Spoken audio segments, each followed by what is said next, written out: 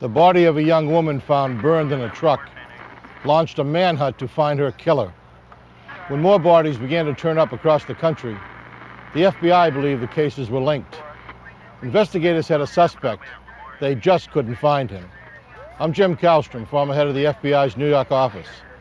Agents would enlist the help of local law enforcement and even long-haul truckers to stop a cross-country killer.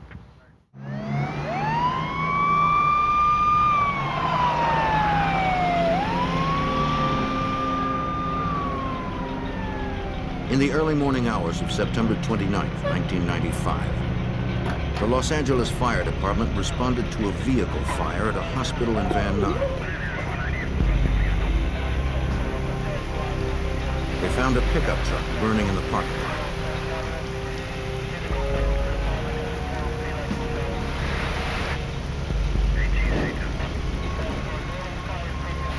When the flames were extinguished, they found human remains. Firemen contacted the Arson and Homicide Division of the Los Angeles Police Department. Homicide detectives responded to the scene and were briefed by uniformed officers already there.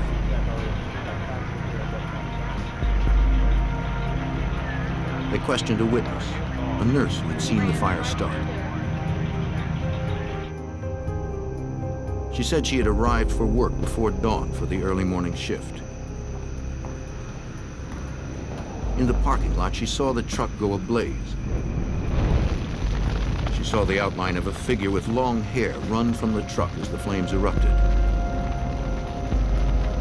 She never saw a face. And she had never seen the truck before.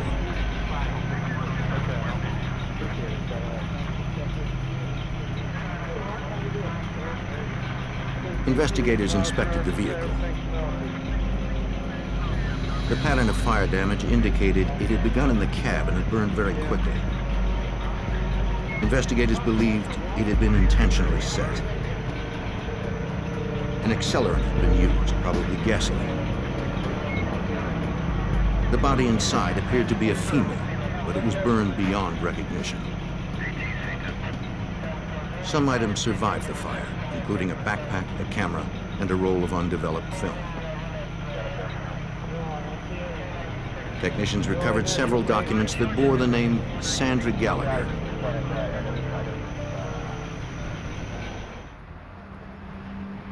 By sunrise, detectives at LAPD's Van Nuys station had run the truck's plates.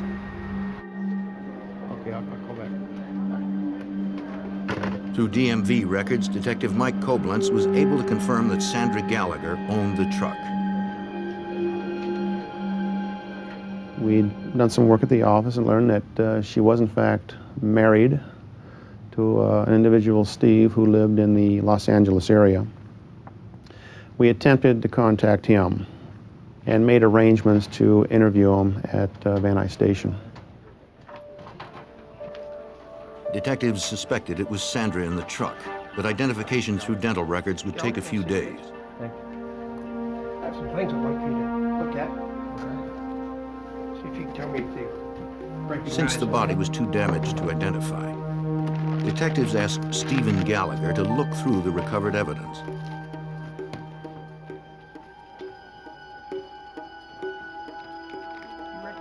He said the backpack, camera, and other items were Sandra's.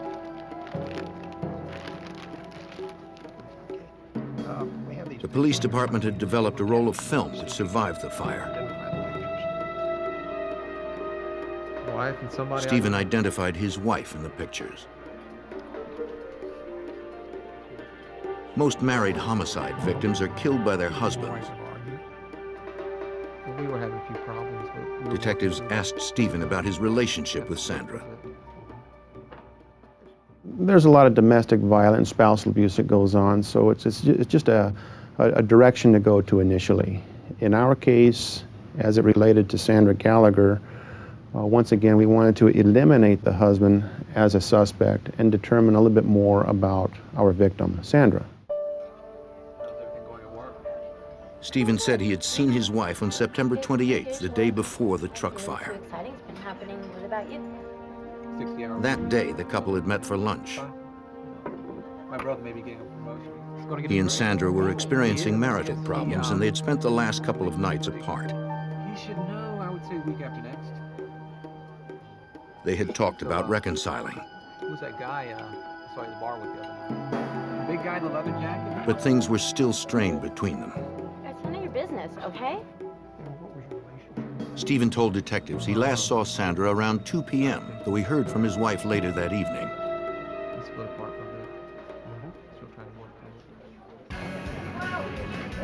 through it. He said Sandra called him from a local bar called McRed's. I know. She was very excited and told him she had won $1,200 in the lottery. I was over my brother's. Since that call, Stephen hadn't heard from his wife and had no idea where she had gone. There were a few other people. Detectives had to corroborate his story. Once she mentioned the bar McRed's, that was our direction. We wanted to get in there, find out who was the bartender, who the owner was, who was there that particular evening, and who could identify some photos of Sandra that we'd gathered from the truck. LAPD detectives visited the bar.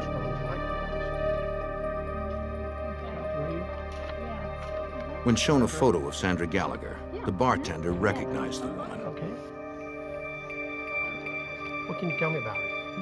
She knew her by her nickname, She Sam. had a lottery ticket. Hey. Guess what?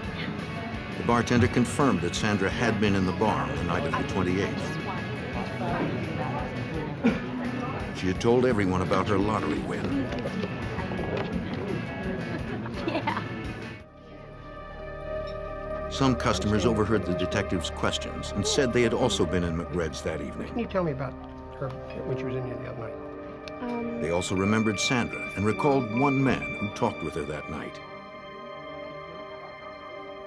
These people in the bar had mentioned to us that they recognized the photographs, and they identified the photographs as a female by the name of Sam. This is the name that they knew her by, was Sam. And everybody had mentioned she was with a person by the name of Glenn. Yeah. They described Glenn as having long blonde hair and a beard. He'd been coming in regularly for the past few days. That night, he seemed interested in Sandra and talked to her for quite a while. Okay. Glenn was friendly and came across as a big spender, buying drinks for Sandra and the others.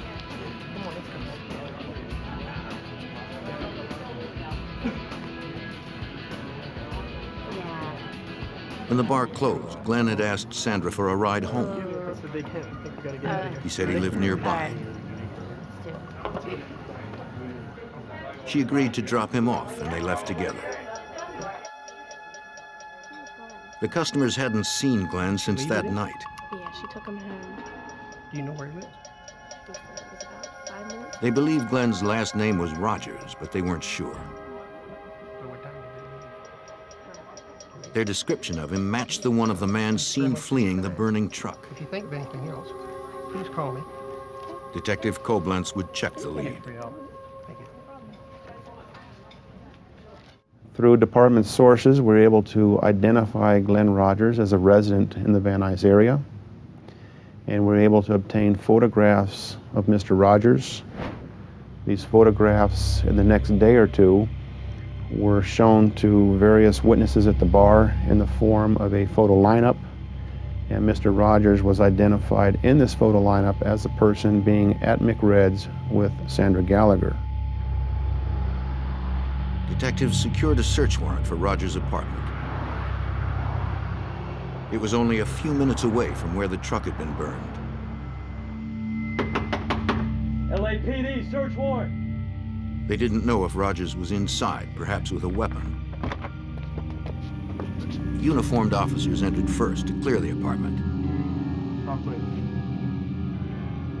Rogers wasn't there. Come on.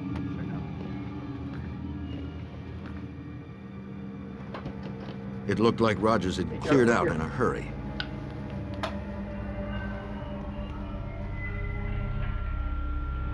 Detectives recovered a purse in the woman's wallet. It was empty of cash and held no ID. No identification. They also found a woman's earring.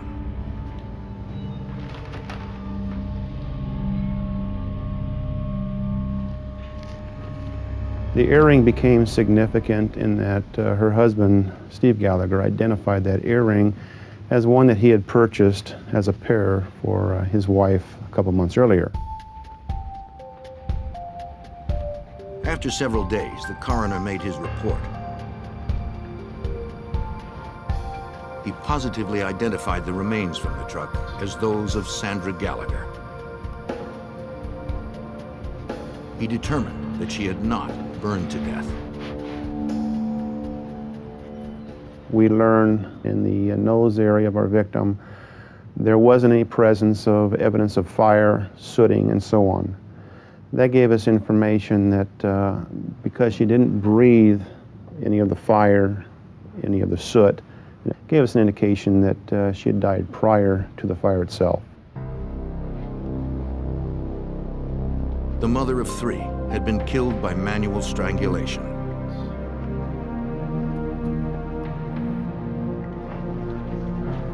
Los Angeles detectives charged Glenn Rogers with Sandra Gallagher's murder and issued a warrant for his arrest. They entered Rogers' name and description into the NCIC, the National Crime Information Center, a database that links over 57,000 law enforcement agencies nationwide.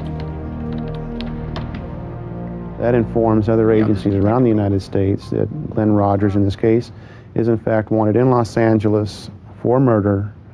It would list the agency, Los Angeles Police Department, Van Nuys area, with my name and my phone number. If they have any contact with Glenn Rogers and happen to run him, this warrant would show up in their jurisdiction and he'd be taken into custody.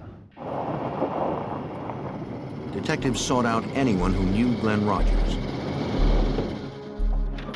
They learned he frequented local bars and worked odd jobs, mostly in construction.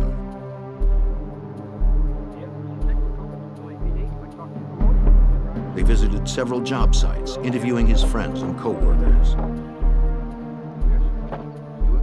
Through witnesses and friends, we learned that Glenn did have a temper, and that when he drank, he did become enraged. There was domestic violence involved with former girlfriends.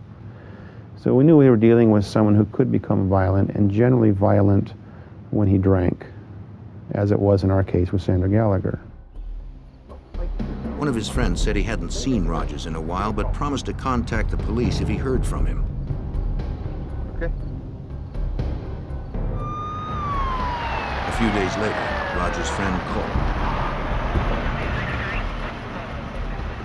He said Rogers had phoned him from a motel outside Jackson, Mississippi. Local police talked to the motel manager, who told them Rogers' room number.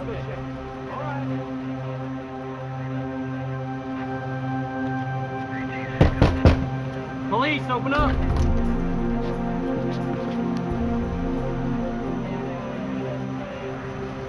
The room was empty. The murder suspect was on the run.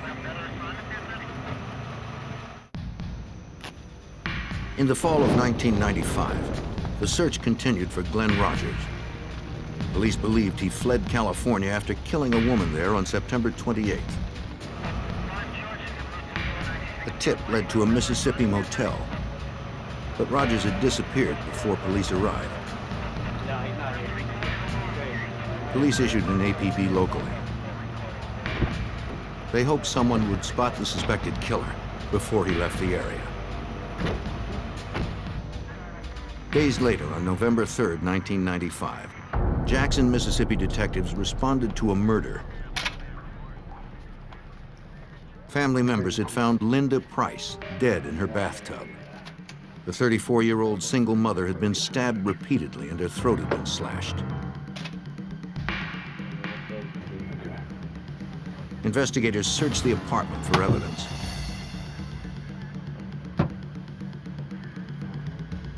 Technicians photographed the scene and lifted numerous latent fingerprints.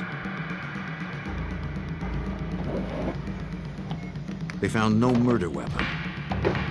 No valuables seemed to be missing. There was no apparent forced entry, and the killer had locked the door when leaving.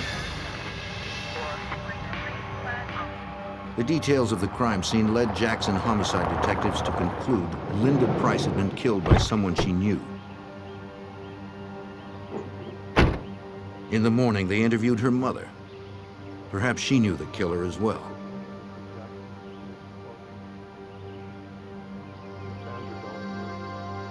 She said her daughter had a new boyfriend. His name was Glenn Rogers.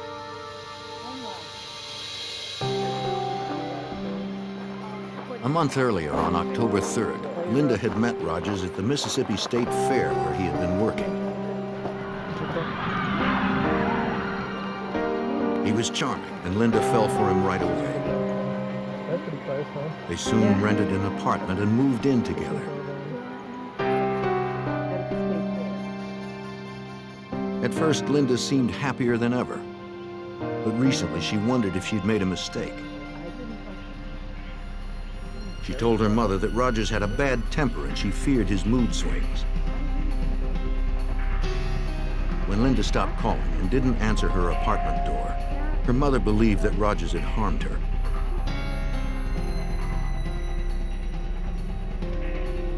Again, Rogers was nowhere to be found. Jackson detectives believed he had left the area.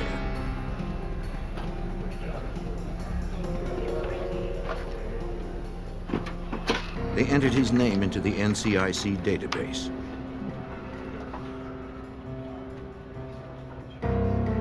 Learning Rogers was wanted for murder in California, they contacted Detective Mike Koblenz in Los Angeles. Jackson, Mississippi at that time contacted me, informed me of a murder they had, and they wanted more information on Glenn Rogers as he was a possible perpetrator in that case. The murders followed a pattern. The victims in California and Mississippi had both been charmed by Rogers. They had been isolated from others, then brutally killed just before Rogers fled the area. The investigators believed that Rogers was on a rampage that probably would not stop until he was found. In our minds, we knew that we had a major problem going on here.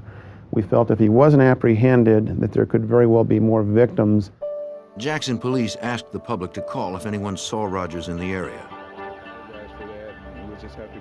Witnesses reported sightings, but Rogers stayed one step ahead of authorities. The detectives contacted the FBI field office in Jackson. Hey, got three other pictures from the crime scene. I think you're gonna find. They believed Rogers had left the state like he did after the California killing. Agents filed a federal warrant for unlawful flight to avoid prosecution. Perhaps federal resources could help stop the killer. FBI Special Agent John Huber helped coordinate the multi-state investigation. This case was very high speed, very fast. The murder he committed in Jackson was on November 3rd, was Linda Price. Subsequent to that, he committed another murder on November 6th. On that date, police in Tampa, Florida responded to a murder scene at a local motel room that had been rented by Glenn Rogers.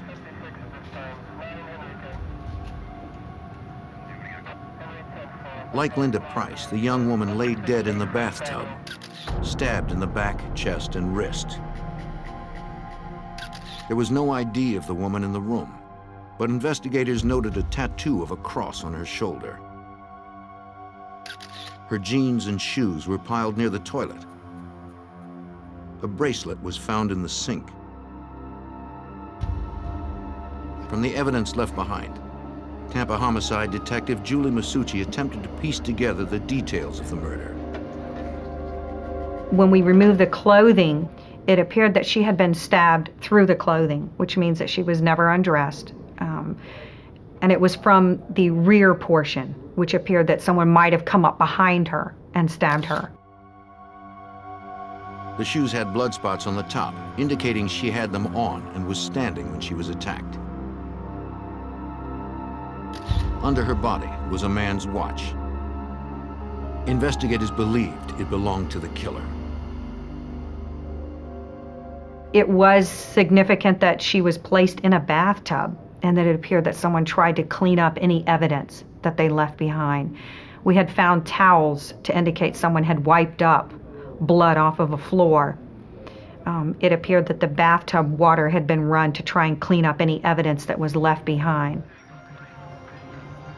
The detective interviewed the housekeeper who discovered the body. That morning, she had been making her daily rounds just after checkout time.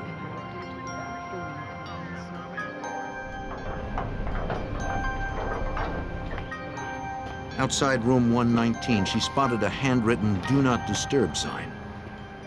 Housekeeping! She said she didn't clean the room the day before because she saw the sign and wanted to respect the privacy of the people staying there.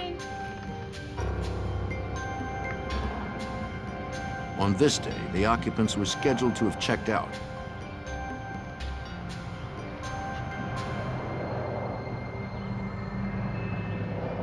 When she entered the bathroom, she made the gruesome discovery.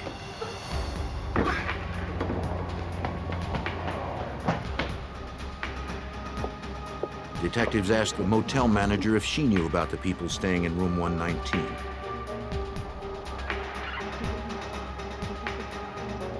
She recalled the man who rented the room because he requested a "Do Not Disturb" sign the day before. They told him he didn't have one.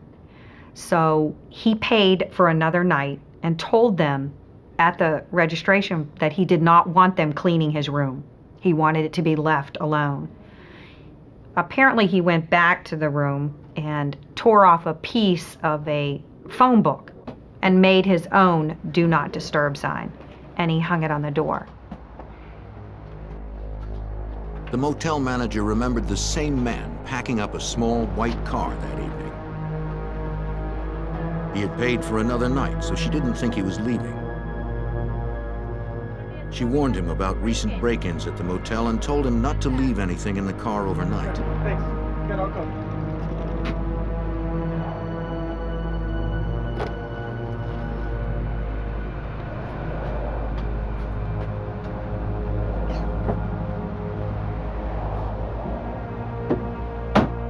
The detectives checked the office records, finding the registration card for room 119. It had Glenn Rogers' name and signature on it. Technicians would later recover prints matching Rogers from the card.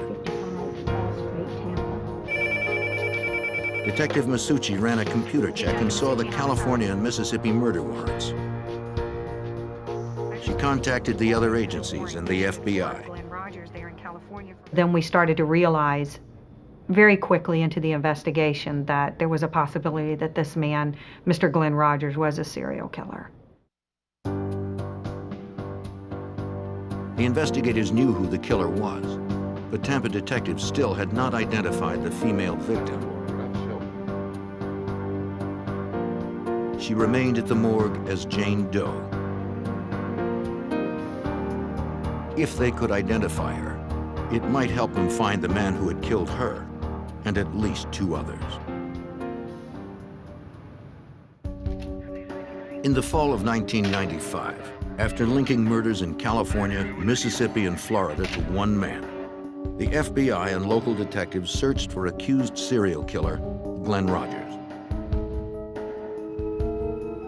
The latest victim had been found in a Tampa motel room. She was still unidentified. Responding to media coverage, a woman whose daughter had been missing for 2 days came forward.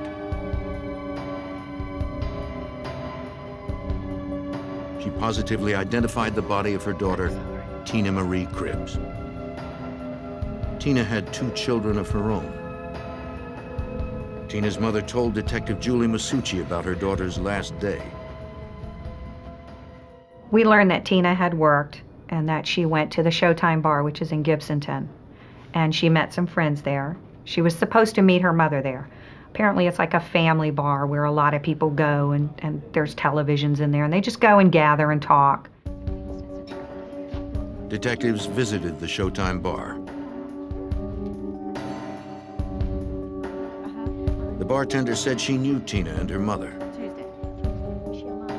She confirmed that Tina had been in the bar on November 5th. The bartender also remembered that a man named Glenn was there the same night. How you nice ladies doing? He talked with Tina and the others. Let me do it for you, let the good times roll. So you want bartender? He bought a round of drinks with a $100 bill. The bartender said the man was very friendly and won Tina over quickly. She started talking to a gentleman that was... Eventually, he asked Tina for a ride home. He said his motel room was close and promised Tina would be back in time to meet her mother. Everything's taken care of, right? All right, great, thanks. Tina finally agreed and told the others she'd be right back. When the mother came to the Showtime bar, she sat there and waited, and her daughter didn't show up. So she said she started beeping her to find out where she was. And she said that she had such a close-knit relationship with her daughter that she immediately knew something was wrong when she didn't answer her pages. Detective Masucci also learned that Tina owned a white Ford Festiva, the same kind of car the Tampa motel manager had seen Rogers packing with suitcases. She updated the NCIC report on Rogers, adding the Festiva and its license plate number to the fugitive's information.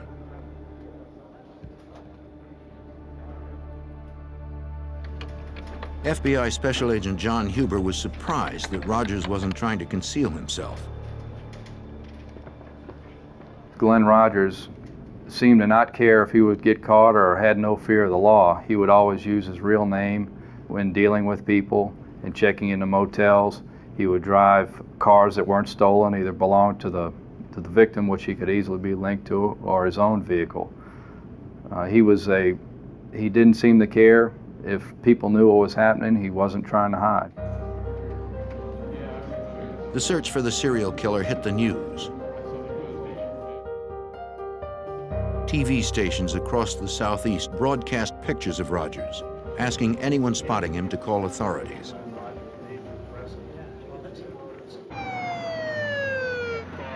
Hundreds of leads poured into the FBI.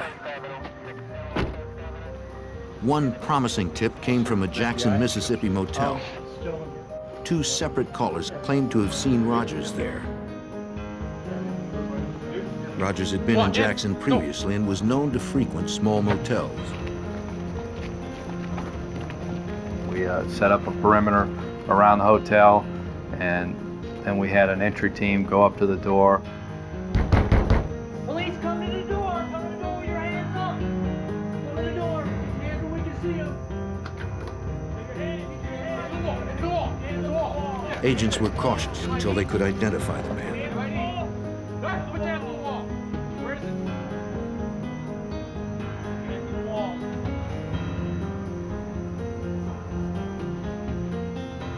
We identified the person that resembled Rogers and determined that it was not him. We then later searched the entire hotel and began searching the hotels in the immediate vicinity, but didn't find him. It was very important in this case to apprehend this individual as soon as possible, because based on his history, he was going to continue to kill until he was apprehended. Authorities were desperate to stop him. The serial killer was out there somewhere, and it was likely that he was searching for his next victim. In the fall of 1995, suspected serial killer Glenn Rogers had been last seen in Florida. The FBI believed he had murdered a woman there after killing women in California and Mississippi. The FBI soon learned that Louisiana had been his next stop. On November 10th, 1995, Andy Sutton, a mother of 4, was found murdered in her Bossier City, Louisiana apartment.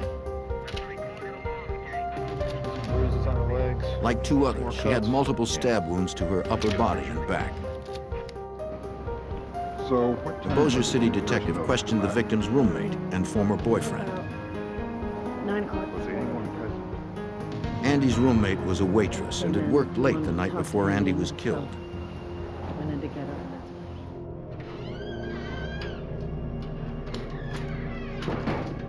When she returned home in the early morning hours, she heard the bedroom door close. She assumed it was Andy and her new boyfriend, Glenn Rogers, in the apartment's 1-bedroom. Blankets had been left on the couch, and so she slept there.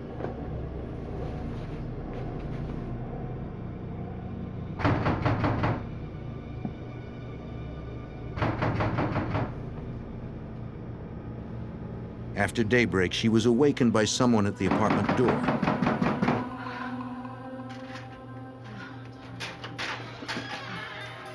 Would you tell Andy I'm here? It was Andy's ex-boyfriend. No, that's all right. I'm here now. I'd like to see Andy. He wanted to talk to Andy. I don't care. I'd still like to see him. Stay there. Andy? Andy? In the room, she found Andy's body under the sheet. She told detectives Andy had met Glenn Rogers in a bar. They had been dating for only a few days. Neighbors had seen Rogers leave in a white Festiva. Bossier City detectives ran Rogers' name through the NCIC and saw the 3 other murder warrants. They contacted the other police agencies and the FBI. Hey, detective, here's that factual record. Los Angeles faxed a photo of Rogers to be used in the local investigation.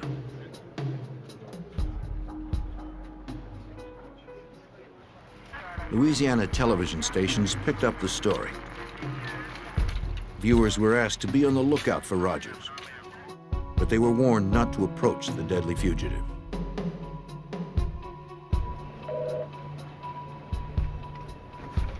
Special Agent John Huber and the other investigators were frustrated. Yeah, you know it. Rogers was killing people faster than we could investigate where he was. It was just a kind of a time game, and he was killing people faster than we could apprehend him. Hey guys, look at The FBI and local detectives believed Rogers murdered 4 women in 6 weeks. After each killing, Rogers had fled the state. Let's try to focus. The locations he chose were random. Let's try to focus in. Let's try to focus in over here. Despite their best efforts, investigators couldn't keep up. They needed to spread the description of Rogers and his vehicle across the country. Let's start off with that. Agents sent requests to truckers over their CBs to be on the lookout for a white Ford Festiva. They posted wanted flyers in truck stops and rest areas. We're not really sure where he's going to be going next. That's why They held press below here is conferences to get photograph Rogers' photo out to the public.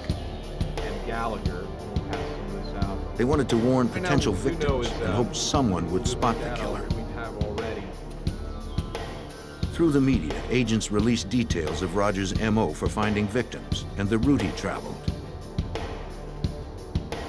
Gallagher was viciously raped and murdered. The FBI Set began on the fire process on of adding Rogers to their 10 most wanted list. 1996.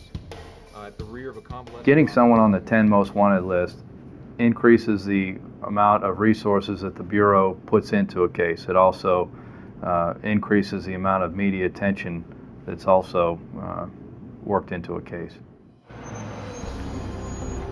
The tips began to increase. One caller claimed Glenn Rogers was at a pool hall in Mississippi. 2 agents responded.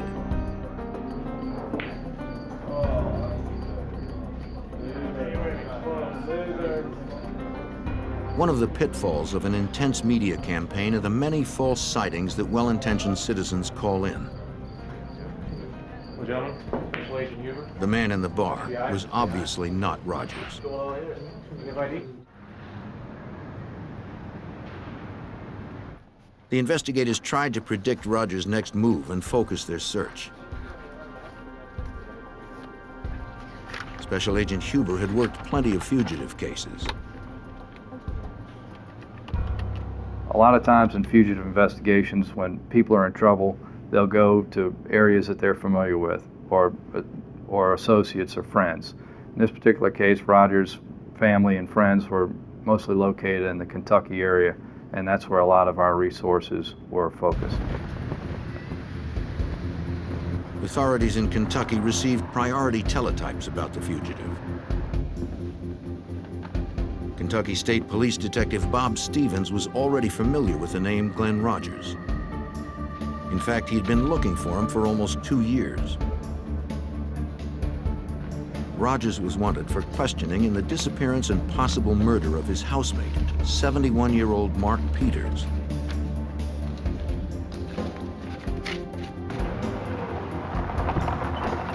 Almost 2 years before Glenn Rogers' cross-country crime spree began, his brother had called the Kentucky State Police. Yeah, I'm glad you're here. The body had been found inside his family's cabin. No, I have not. Police believed it was Mark Peters. Peters had last been seen with Rogers. The cord tied around the corpse's hands and feet matched one found in the home the men shared. Authorities could not determine the cause of death, and they couldn't find Rogers. 1029 on it, please. The case is still ongoing and still pending. We had one suspect, which was Glenn Rogers. We weren't able to track Rogers real well due to the fact that he traveled by Greyhound bus, by tractor trailer, cars. It was hard for us to track him. So we had a hard time trying to know where his next step was. Still, the investigative focus in Kentucky paid off.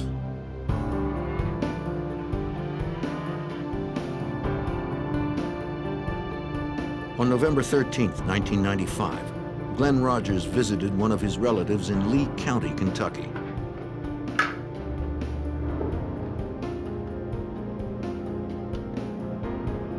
When he left, she called the Kentucky State Police. Hi, I think you're looking for my nephew.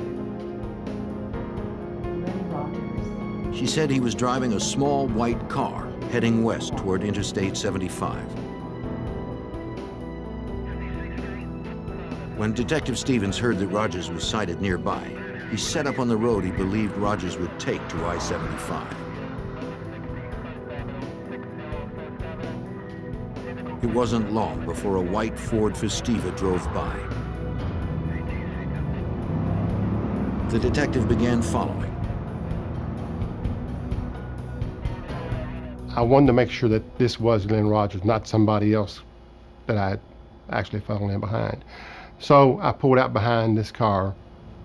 When I ran the car tags actually came back stolen. So I began to follow him. I was able to pull up beside him like I was going to pass him. When I looked over, I could see who it was, and the picture I had of Glenn Rogers matched the driver.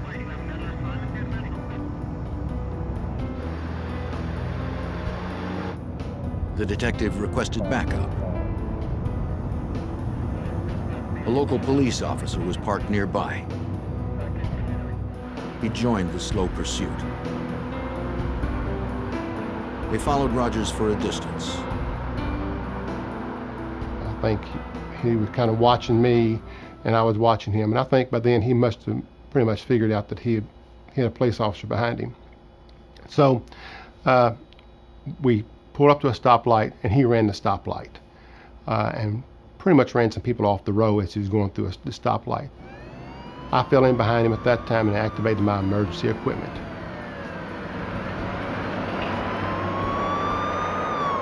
Rogers didn't stop. He sped up. He's on to us now. Stand by. Several miles ahead, police set up a roadblock and tried to clear the road of traffic.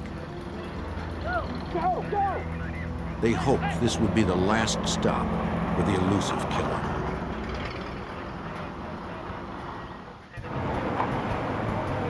On November 13th, 1995, Kentucky State Police set up a roadblock in an effort to apprehend suspected serial killer Glenn Rogers.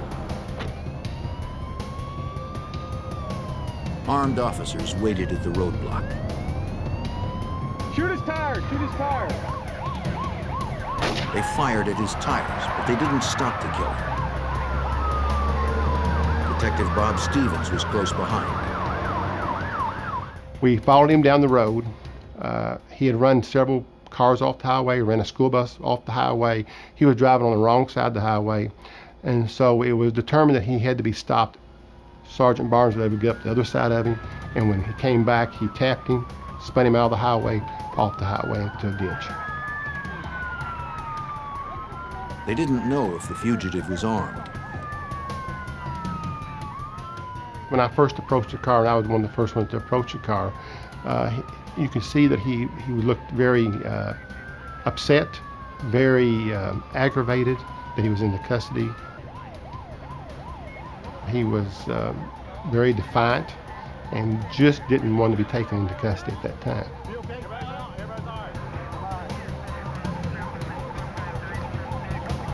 After a 2-month killing spree that spanned the country and left 4 women dead, Glenn Rogers was finally in custody.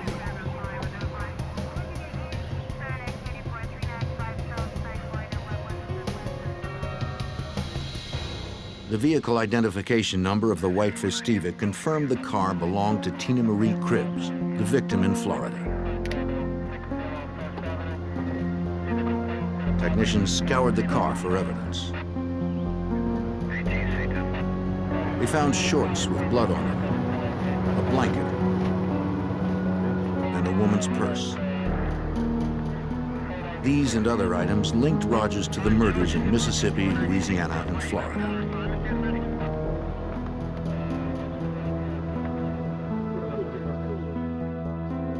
Tell me a little bit about what you guys have. The FBI served as the clearinghouse for the evidence.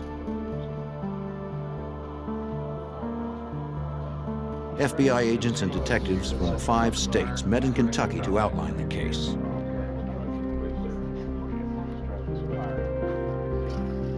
Special Agent John Huber helped plan the meeting.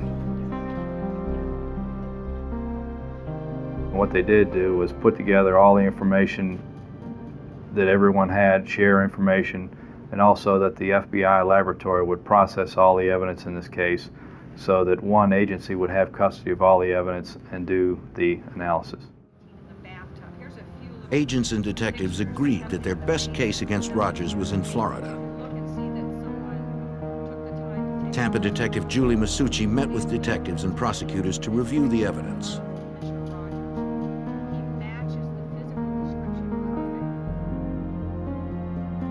They believe the watch found in the tub with the victim belonged to Rogers. A photograph of Rogers with Mississippi victim Linda Price revealed he wore that type of watch. Detective Masucci was confident in her case due to the physical evidence implicating Rogers. We had Tina Cribbs' car that he was apprehended in. We had some shorts that belonged to him that had some of Tina Cribbs' DNA on them. The registration slip that Mr. Rogers signed himself, fingerprints that were found inside of motel room number 119 where the victim was found, and miscellaneous items that were found inside of the car when he was apprehended. On July 11th, 1997, almost 2 years after the murder of Tina Marie Cribbs in a Tampa motel room, Glenn Rogers was convicted of first-degree murder and later sentenced to death in Florida. 2 years later, Rogers was extradited to Los Angeles to stand trial for the strangulation death of Sandra Gallagher, whose body was burned in a truck fire. She poured over the victim's body and in the cab of the truck. He was seen... Prosecutors outlined the victim's final hours for the jury. They showed that Sandra and Glenn Rogers left McRed's bar together on September 28, 1995.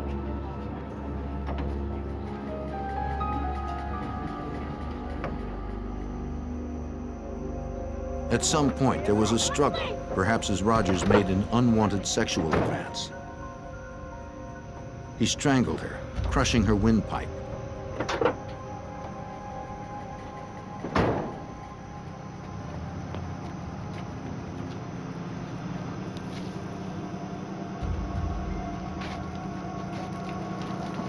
Attempting to destroy evidence, Rogers doused Sandra's body in the truck with gasoline and set it ablaze. Then he ran.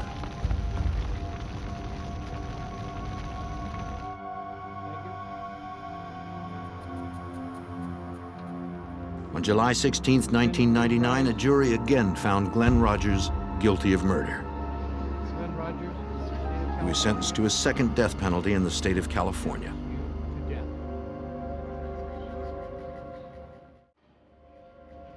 Los Angeles detective Mike Koblenz was impressed by the nationwide partnership of everyone involved in the hunt for Rogers. That's really what made this case come together, was the interagency cooperation, and not just in Los Angeles, but in Jackson, Mississippi, Tampa, Florida, and later Bossier City, Louisiana, the FBI, the press, the different news agencies that were able to get the information out. We truly worked together on this, and it came to a successful conclusion down the road. Since Glenn Rogers already had 2 death sentences, Louisiana and Mississippi prosecutors decided to spare the families of the victims emotional trials. Glenn Rogers left at least 11 children without mothers. The importance of stopping him was clear to Detective Julie Masucci and the other investigators. As a woman, not as a detective, not as a police officer, but as a female, I think that there should be a lot of women that feel safe that he's off of the streets. He had no regard for human life. He had no regard for the feelings of the families that are left behind. He didn't care. And I'm happy that he's behind bars. And I'm happy that he'll never step foot outside of a prison system that he could put other females at risk. Investigators suspect Rogers is responsible for more unsolved murders. He told family members during his rampage that he had killed dozens. Authorities continue to pursue those unsolved murders to close the cases that can be linked to Glenn Rogers.